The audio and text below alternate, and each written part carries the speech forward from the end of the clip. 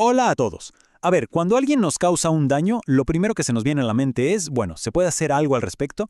Y la respuesta es que sí, claro que sí. Pero ojo, hay un detallito crucial que muchísimas veces pasamos por alto, el tiempo.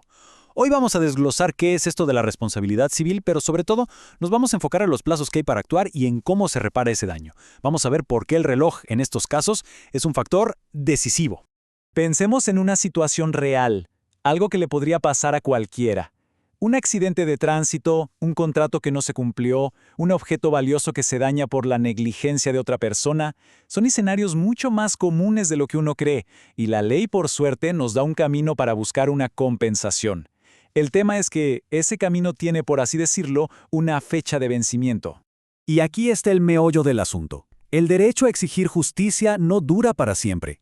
Hay que imaginarlo como un reloj de arena que empieza a correr justo en el momento en que ocurre el daño. Y si dejamos que esa arena se acabe, la oportunidad de actuar legalmente se va, se esfuma para siempre. Bueno, este límite de tiempo tiene un nombre técnico, un nombre legal. Se llama prescripción. Es un concepto importantísimo en el derecho civil y entenderlo bien es la clave para no perder la chance de que nos reparen un daño. Así que vamos a ver qué es exactamente y, más importante, por qué existe. Para ponerlo en palabras sencillas, la prescripción es como la regla del juego que dice, si no reclamas tu derecho en el tiempo que te damos, lo pierdes. Ojo, esto no significa que el daño no pasó o que no fue real. Lo que significa es que la posibilidad legal, la herramienta para exigir una reparación, esa se extingue. Es la forma que tiene la ley de poner un punto final y seguir adelante. Y uno podría preguntarse, ¿por qué existe una regla que parece tan estricta? Bueno, la verdad es que tiene razones de peso. La primera es dar certeza, seguridad. Nadie puede vivir con la espada de Damocles de una posible demanda para siempre. Segundo, se busca evitar que las reclamaciones queden abiertas indefinidamente. Y tercero, la ley presume que si alguien no reclama su derecho por mucho tiempo, es porque en el fondo lo abandonó. Se trata de mantener la estabilidad. Esta es la pregunta del millón, ¿no? Saber exactamente en qué segundo se activa ese cronómetro es vital, porque solo así podemos saber cómo detenerlo a tiempo. Y no siempre es tan obvio como parece. Por eso la ley establece criterios bastante claros para definir ese punto de partida. Por lo general, el plazo arranca el mismo día en que ocurrió el hecho que causó el daño. Pero, y esto es muy importante, hay una excepción clave. Si la víctima no se enteró del daño en ese momento, el reloj empieza a correr desde el día en que tuvo conocimiento real de ese perjuicio. Esto es una protección para los casos de daños que están ocultos o que simplemente tardan en aparecer. Ahora, vamos con las buenas noticias. Ese reloj no tiene por qué llegar a cero. Existen acciones muy concretas que una persona puede hacer para, literalmente, interrumpir la prescripción. Hacerlo es tomar las riendas de la situación. Es una forma de decirle al sistema, oigan, no he abandonado mi derecho y voy a reclamar. Entonces, ¿cómo se le pone freno a ese tiempo? Pues hay tres formas principales. La más fuerte, la más definitiva, es presentar una demanda judicial. Otra manera es hacer una notificación formal, bien hecha, a la persona responsable del daño. Y la tercera, que a veces pasa, es si la persona responsable reconoce que tiene esa deuda o esa responsabilidad. Cualquiera de estas tres acciones interrumpe el plazo y lo reinicia. Y aquí, cuidado, porque hay una distinción que es clave. La diferencia entre interrumpir y suspender. Interrumpir es como si apretáramos el botón de reset en un cronómetro. ¡Pum!